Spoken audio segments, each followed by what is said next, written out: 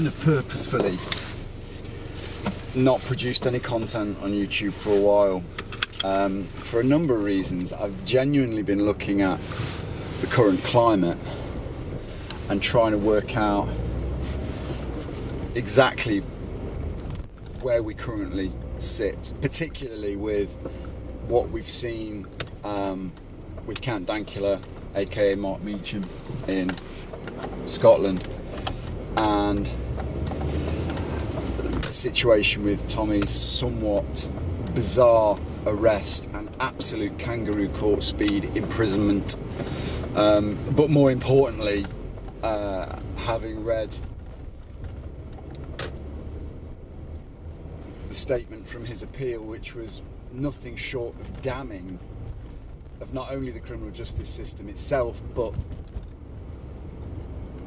the judge that proceeded, with complete lack of consideration for the most basic foundations of law, but who acted in what to me seemed a very clear position of an agenda that is anti anybody that is right of centre. Now, I've said consistently, and people can judge me in whatever way they see fit, but I have been a traditional classic liberal for as long as I can remember. I continue to believe absolutely in liberalist ideas and a liberalist philosophy. I'm also a free speech absolutist, and there's a reason for that, and I'm going to give you the best example that I can possibly come up with. A few years ago, the British National Party were kicking up a fuss saying they weren't being treated fairly, they weren't being given equal access to media platforms and organisations such as the BBC. So the BBC made the brave step and decision to place Nick Griffin, the BNP leader at the time, on a question time panel. There was a massive furore and controversy against the BBC for this. Thankfully, this was at a time where I still had a lot of respect for the BBC, and they still had some balls for good, honest, and at times when required, edgy journalism. Anyway, there was a lot of protesting, and people said that it was irresponsible of the BBC to give a Holocaust denier and a racist such an open platform. It was described as being dangerous and a whole range of other things. Anyway, Nick Griffin appears on Question Time, and as was always going to be the case, that anybody had the remotest ability to be in the slightest bit pragmatic knew what was going to happen.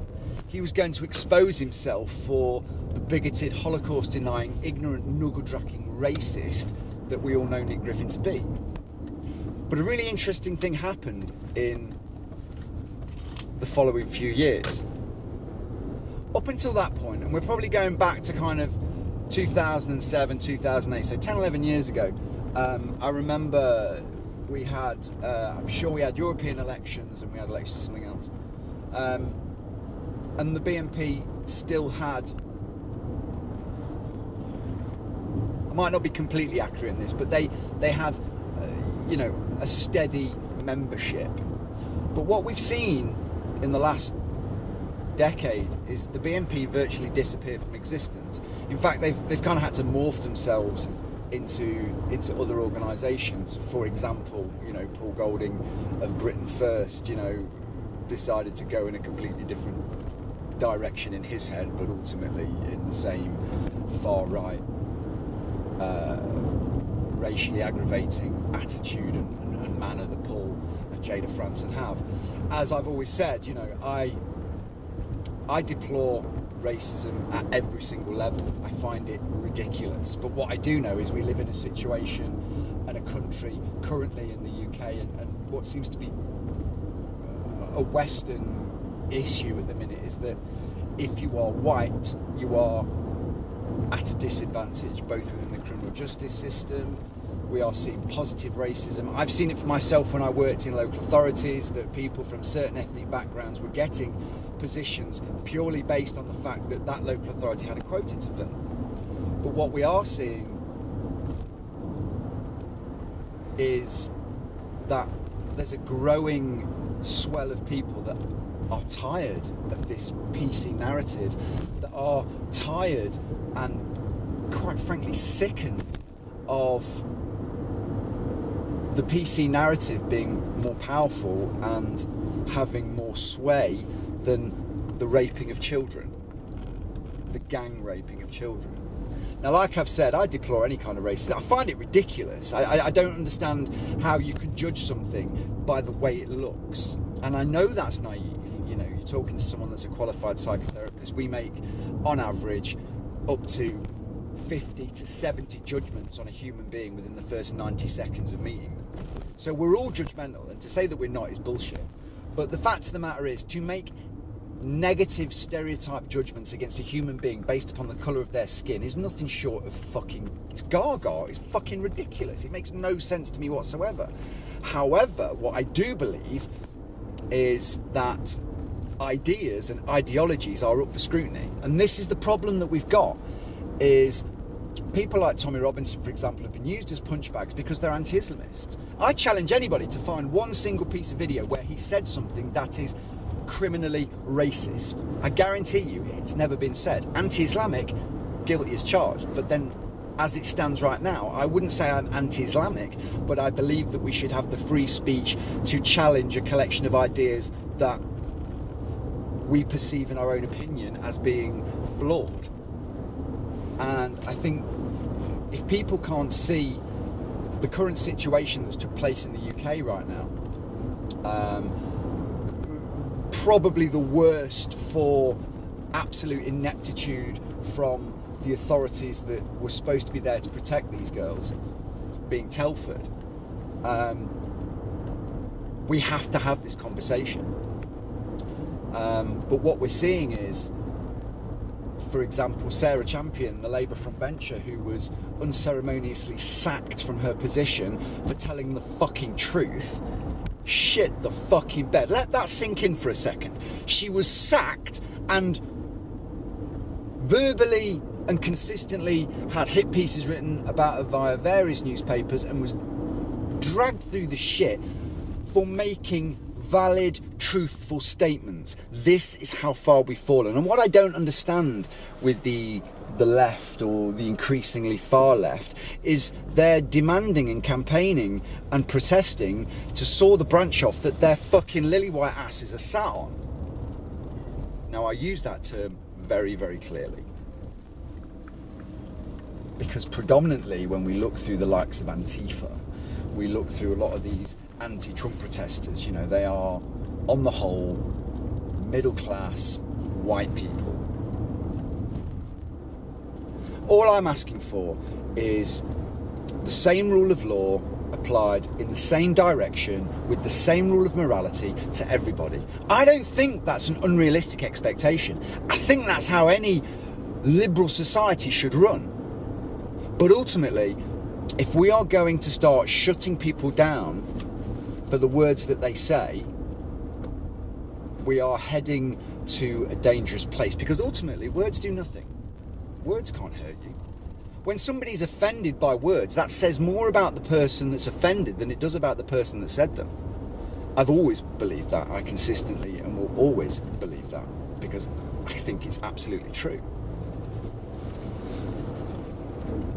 As I've also said before, I don't support all of Tommy Robinson's politics. I don't agree and believe in a lot of the things that he stands for, but I do believe that he's been used as a political pawn based upon the fact that he's had a growing swell of popularity within the last couple of years. You know, you only have to look at his YouTube account, Twitter, before he was unceremoniously banned for, again, stating a fact, you know.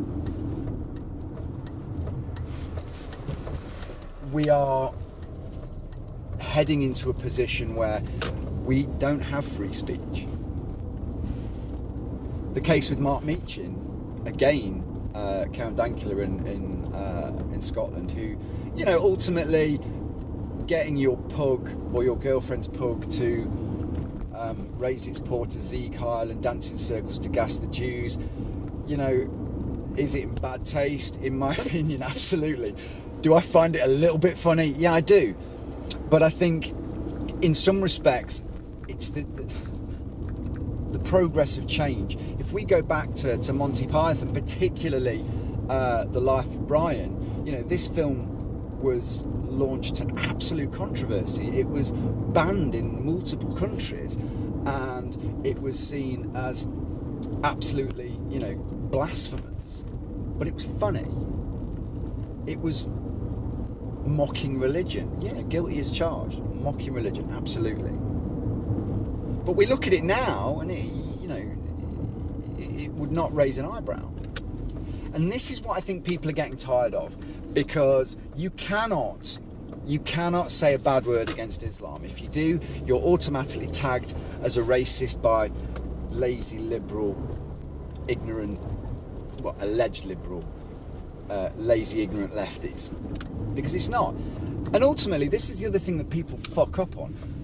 They say, you know, people are free to practice their religions. Absolutely. And that Islam's a religion. Well, actually, no, Islam isn't a religion. You know, when you consider Sharia, the Hadiths and the Quran as one collective, it's actually a societal and political system. But ultimately, it's an ideology, and an ideology is a collection of ideas. And one of my current heroes, Maajid Nawaz, has said, you know, no collection of ideas, regardless of their context, should be beyond scrutiny or criticism. And if that's the position that we've got to, then I think I'm about ready to check out of the UK.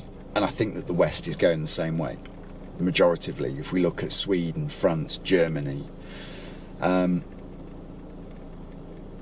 Comment, subscribe, all that kind of shit if you're interested. I'm just a guy that is giving my opinion and trying to throw my hat in the ring and my support in the directions that I think it's required. This is a fight.